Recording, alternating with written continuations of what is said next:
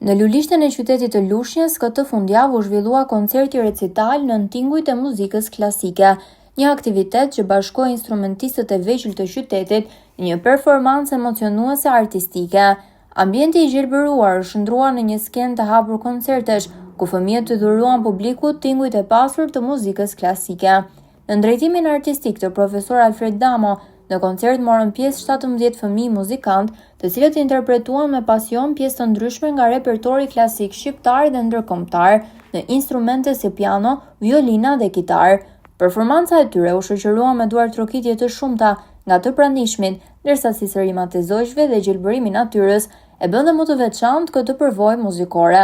Në fjalën përshëndetse, profesori i muzikës Alfred Damo falenderoi pjesëmarrësit dhe prindërit, duke vlerësuar talentin dhe dashurinë që fëmijët shfaqen për muzikën klasike.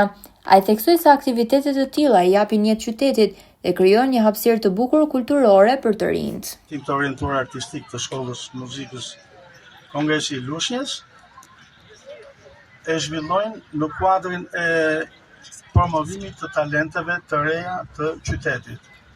Kjo klasë, e cila është ndër të vetmet në Shqipëri në llojin e saj, përfshihet mikse për arsye sepse unë si pedagog jap 5 disiplina si piano, violin, violoncel, viol dhe kitar.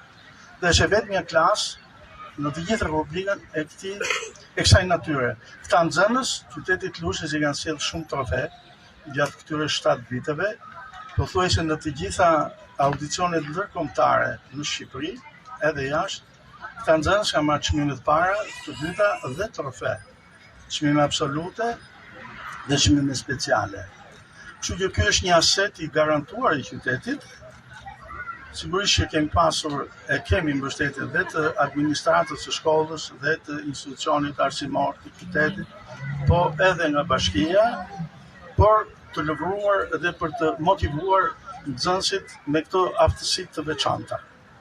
Gjithsesi, pa u vonuar, ju falenderoj për pjesëmarrjen.